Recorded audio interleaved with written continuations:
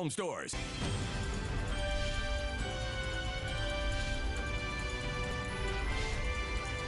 And welcome back. It's tough enough for adults to do all they should to take care of their teeth and overall oral health, but staying on top of it for children requires a real plan. To help us develop that plan are two faculty members from the Dugoni School of Dentistry. Joining us are Dr. Christian Yi and Dr. Aneil Kamboj. Thank you both for being here. Thank you for having us. Let's start with some basics here. What are some of the basic issues facing children in terms of oral health, especially in the Asian American and Pacific Islander communities? Well, I think, one of the main factors as far as what we've seen is tooth decay. Even today, it's still one of the most prevalent infectious diseases that children will have to deal with. And so one of the big things that we can attribute to that is diet. A lot of that's diet related. And so one of the big things, in addition to the sugars that a lot of kids will like to snack on, especially with the holidays coming up, both Valentine's Day and then Christmas, how that just passed. A lot of kids can find themselves getting a lot of treats and snacks. But one of the big diets, too, that can contribute to tooth decay is a lot of carbohydrates. And so things like noodles, rice, and breads are other things that can contribute to that.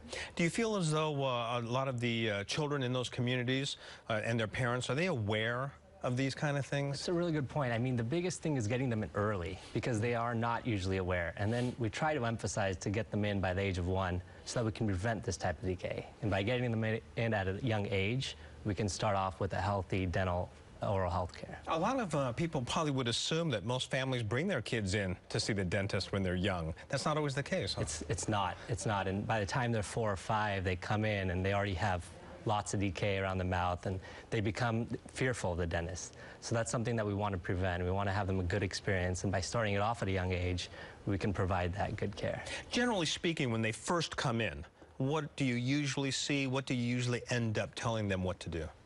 Well, oftentimes what we'll see and what we'll try to do, both at the school and in our practices, we want to really be able to provide a safe and a warm environment for the child and for the parents. There's a lot of things that can go on. The teeth can be very healthy and there can be no major dental issues, or the child can come in with a previously poor experience from another dentist or healthcare provider. And so those types of things we want to take care of, both what we find in the mouth as far as with potential decay or other pathology, but then also the type of experience that they'll have, starting with the very first visit and into their future visits. Now, of course, you have parents and patients of all races and everything like that, but it must be nice, culturally at least, to be able to reach out to the children who maybe aren't used to seeing dentists of their own. Sure, and I mean, that kind of goes along what we're putting together for Give Kids a Smile. It's really an outreach program that's been going on. The American Dental Association put it together about in 2003, and Dugoni in our dental school has been kind of helping our local community, starting in the Central Valley, now coming up to the Bay Area since for the past 10 years. And we really want to have an outreach for those children that are underserved and don't have that access to care. When you reach out like that, what is it that you try to kind of connect with? On what kind of level do you try to connect to make sure that not only do they take advantage of the fare, but also keep coming back to you? Well, one of the things that we'll provide at Give Kids a Smile, definitely a lot of these kids that we'll see the first time, they'll probably have never had a dental screening or seen the dentist before. So oftentimes we want to definitely provide education, both for the parents and then also for the child. But then we'll also be able to do the dental screenings, also look at orthodontic evaluation. We'll be able to provide cleanings and some fluoride treatments at the end to really try to minimize the chances of them getting decay in the future. Now, I mentioned earlier that this event was in the South Bay, but it's not. It's at your facility in San Francisco. Where is that, and is seeing the facility also kind of important in terms of making people oriented toward that kind of thing? We just moved from Pacific Heights down to 5th and Howard in San Francisco, and it's a beautiful new campus that's really welcoming, and that is where we'll be holding this event. And it's kind of nice because I think a lot of kids, maybe even parents, have sort of an image of being kind of scared of going to the dentist. Is that still the case?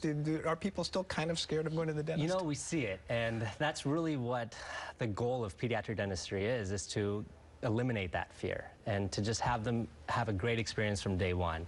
And oftentimes we see the parents come into the office and wishing that, you know, they can kind of have that kind of care. But, you know, we try to eliminate all those fears and going forward to make sure they have a good experience. You know, it was interesting to me to see that, I mean, decay was even higher than like childhood asthma or some of the other things.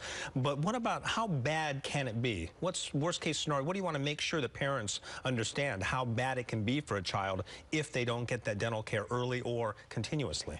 Well, I think one of the myths that some parents kind of perceive is, oh, you know, there's decay in the baby teeth, but it's okay because we'll get our adult teeth later. Oftentimes, it's sad because we'll see decay even in children as young as 1 year old. And so some of these kids, what we tell the parents is these baby teeth are important for both eating and also for smiling and being healthy.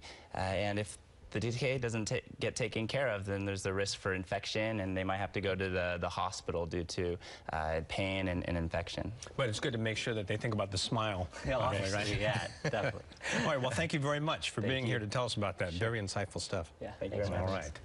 Well, some other things to smile about are in our community calendar. We have details on some important events coming up, including New Year celebrations. So join us.